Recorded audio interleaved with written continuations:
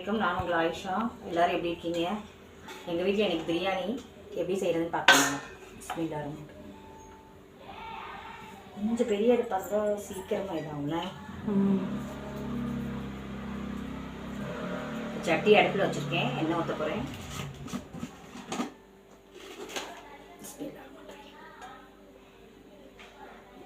தேவையான அளவு எண்ணெய்,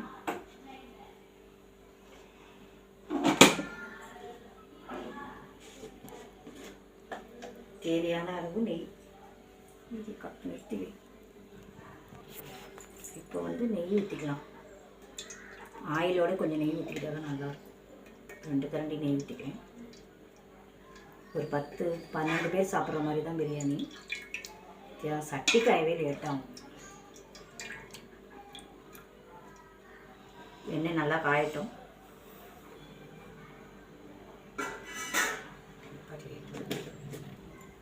இப்போ எண்ணெய் காஞ்சிருச்சு. இப்போ இதில் பட்டை, ஏலக்காய், கிராம்பு போட்டுக்கணும்.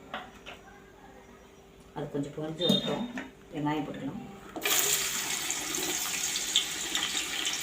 வெங்காயம், தக்காளி போட்டுக்கணும். தக்காளி நான் பாதி அரைச்சிடுவேன், பாதி தான் நறுக்கி போடுவேன். அதுதான் சீக்கிரமாக போடும். இது நல்லா வணங்கட்டும். நல்லா வணங்கிடுச்சு. இந்த ஸ்டேஜில் நம்ம அரைச்சி வச்ச தக்காளியே போடுறோம்.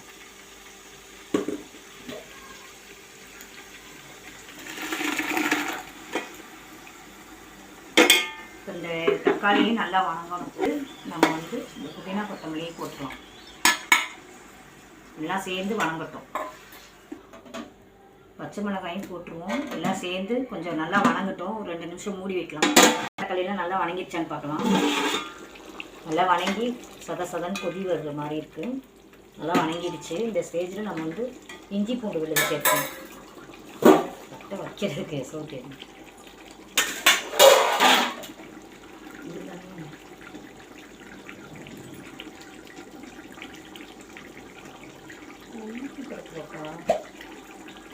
இந்த ஸ்டேஜில் நம்ம இஞ்சி பூண்டு தேவையான அளவு அரைச்சி வச்சுருக்கோம். போட்டுக்கலாம். நைஸாக அரைச்சிச்சு.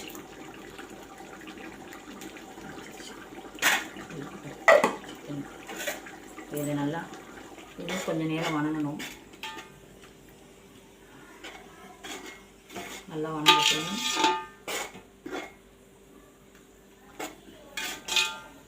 இந்த ஸ்டேஜ்லேயே நம்ம இதில் பிரியாணி மசாலா போட்டுக்கலாம். வீட்டில் அரைச்ச பிரியாணி மசாலா, அப்புறம் மிளகாத்தூள், மல்லித்தூள், மிளகு எல்லாம் போட்டு வச்சுருப்பாங்க. இதே இதில் போட்டுக்கலாம்.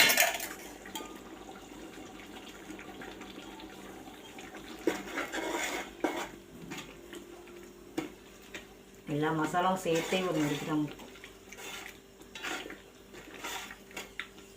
போட்டோன்னு பிரியாணி வந்துருச்சு. இல்லை, இதுவும் இப்போ நல்லா சதன்னு கொதிக்கணும். இப்போ உப்பு சேர்த்துக்கலாம் தேவையான அளவு.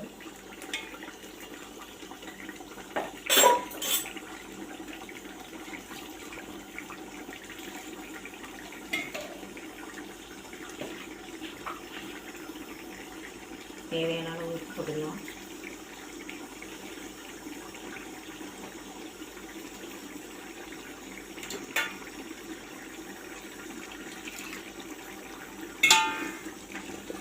நல்லா வணங்கிடுச்சு.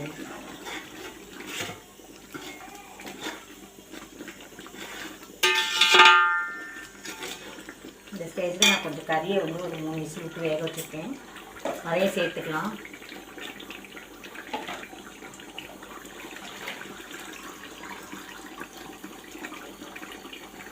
கறியை ஆல்ரெடி நான் வேக வச்சுருக்கேன் 3 விசில் விட்டு. அதில் மல்லி, புதினா, பச்சை மிளகாய், தக்காளி, வெங்காயம், கொஞ்சம் பிரியாணி பொடி போட்டு வேக வச்சு வச்சுருக்கேன். கறி இப்போ அரை வேக்காட்டில் எடுத்து இதில் கொட்டிக்கலாம்.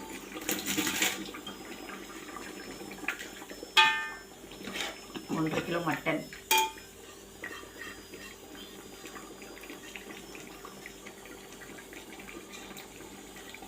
கொஞ்சம் கறியும் நல்லா வணங்கணும். அதனால் நம்ம மூடி வச்சுட்டு அப்புறம் அளவு தண்ணி ஊற்றிக்கலாம்.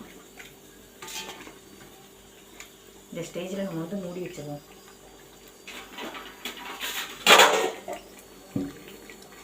வணங்கி இருக்கும். நம்ம திறந்து பார்க்கலாம். நல்லா வணங்கிடுச்சு. செம்மையாக இருக்குது பார்க்குறதுக்கு. மாஷா அல்லாஹ். நல்லா கிண்டி விட்டுட்டு தான் நம்ம வந்து அளவு தண்ணி ஊற்றணும். அடி பிடிச்சிடும். இப்படி நல்லா சதன்னு இருக்கணும் கிரேவி மாதிரி. அப்போ தான் வந்து நல்லாயிருக்கும். இப்போ நல்லா உப்பு சாந்துருச்சா என்னன்னு நம்ம தண்ணி ஊற்றிட்டு பார்க்கலாம். அளவு தண்ணி நான் ஆல்ரெடி சீக்கிரமாக செய்யணுன்றதுக்காக சூடு பண்ணி வச்சுருக்கேன். அளவு தண்ணி ஊற்றிக்கலாம்.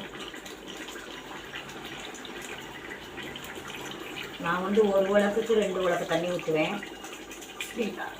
அப்போ தான் அரிசி நல்லா கொழுவு கொடுக்கும்.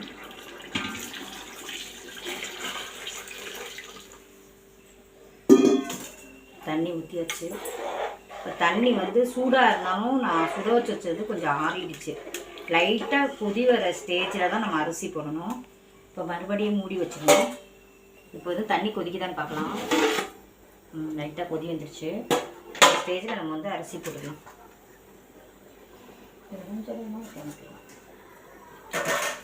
இந்த ஸ்டேஜில் அரிசி போட்டிங்கன்னா தான் நல்லாயிருக்கும்.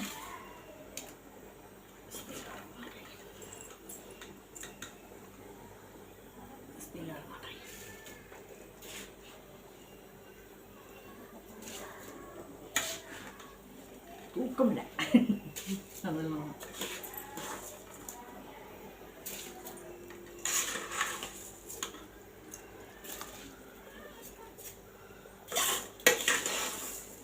தண்ணி இருக்கான்னு பார்த்தேன். அவ்வளோ கை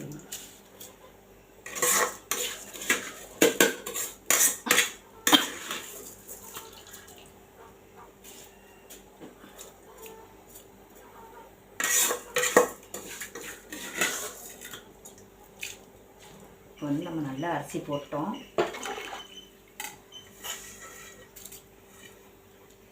அரிசி போட்டாச்சு. ஒரு கொதி வந்தோன்னா நம்ம உப்பு செக் பண்ணிக்கலாம். ரொம்ப போட்டு கிண்டலாம் வேணாம். இப்போ மூடி வச்சுருவோம். இப்போ அரிசி போட்டு ரொம்ப நேரம் ஆச்சு. நல்லா கொதிக்குது. இந்த ஸ்டேஜில் வந்து ஒரு கிளறி விடணும். நல்லா கிளறி விட்டு அப்போ தான் கறி வந்து எல்லா பக்கட்டும் நல்லா இருக்கும். எல்லாருக்கும் இப்போ வர மாதிரி இருக்கும். ரொம்ப கிண்டக்கூடாது, அரிசி உடஞ்சிரும். மூடி வைப்போம். இன்னும் ஒரு டைம் கிண்டி விட்டுட்டு தம் விடணும். வந்து பார்த்தோம் எப்படி இருக்கு. அவ்வளோதான். நம்ம வந்து தம்மோட ஸ்டேஜ் வந்துடுச்சு. இப்படி நல்லா கரண்டி இப்படி அடியில் விட்டு நல்லா குழந்தை கிண்டிடும். அடியில் எது பிடிச்சாமல் இருக்கும். அப்போதான் பிடிக்கல. நல்லாயிருக்கு. நம்ம வந்து இந்த ஸ்டேஜில் வந்து சதன் ஆகிடுச்சு. இந்த ஸ்டேஜ்லேயே நம்ம வந்து தம் ஊட்டுலாம். நான் ஸ்டவ்வை சிம்மில் வச்சு இதே தம் ஊட்டுருவேன். தம் ஆனோன்னா காட்டுறேன். ஒரு ஸ்டேஜ் வந்துடுச்சு. லைட்டாக ஒரு கிண்டிட்டு எல்லோரும் தம் ஊற ஸ்டைலில் தான் நம்மளும் விடணும்.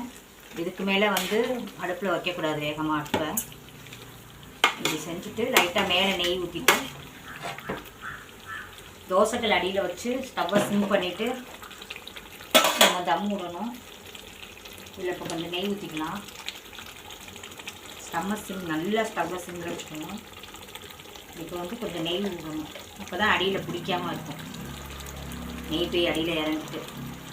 அதனால தான் நான் சாப்பாடு ஆக்கையில் நெய் கொஞ்சமாக ஊற்றுவேன். தம் விட போய்ட்டு கொஞ்சம் நிறையா ஊற்றுவேன். மண்டபத்துலலாம் எல்லாம் அரிசியை வந்து தம்மு பிரிக்கையில் நெய் ஊற்றுவாங்க. நான் இப்படி தான் ஊற்றுவேன். அப்போ தான் டேஸ்ட்டு கொடுக்கும்.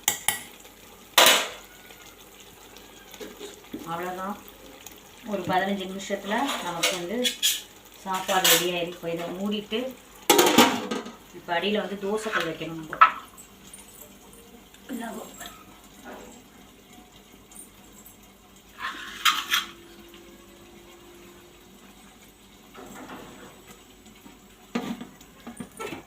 இறக்கி அடுப்பு கொஞ்சம் ஃபாஸ்ட்டாக வச்சு தோசைக்கல்லை லைட்டாக கொஞ்சம் ஹீட் பண்ணுற மாதிரி பண்ணிக்கணும்.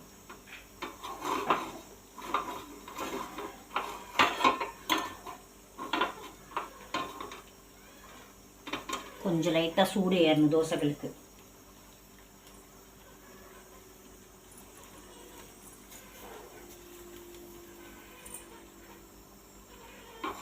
ஏறிடுச்சு தோசைகளுக்கு சூடு. இப்போ நம்ம வந்து சட்டியை தூக்கி அந்த மேலே வச்சுட்டு ஸ்டவ்வை சிம்மில் வச்சுக்கணும். பிஸ்மில்லாஹ் ரஹ்மான் ரஹீம்.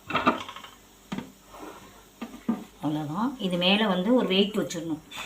வெயிட் வச்சுட்டு ஸ்டவ்வை சிம்மில் பண்ணிவிட்டு ஒரு 15 நிமிஷம் கழித்து நம்ம தம்மு உடைக்கையில் காட்டுறேன். இப்போ இது மேலே நான் வெயிட் வைக்க போகிறேன்.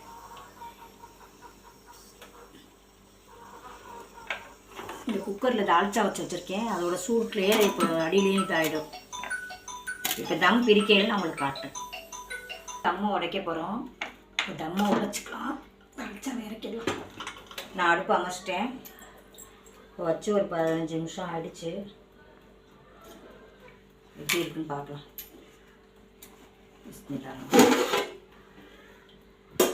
நல்லா தம் உடைச்சாச்சு. பார்க்கவே சூப்பராக இருக்குது. வாசத்தை பிடிக்காதடி. சூப்பராக இருக்குது. அரிசி சாப்பாடு அரிசி வந்து தனித்தனியாக நல்லா இருக்குது பார்க்கவே. அவ்வளோதான். ரொம்ப வந்து நம்ம வந்து கிண்டி விடக்கூடாது.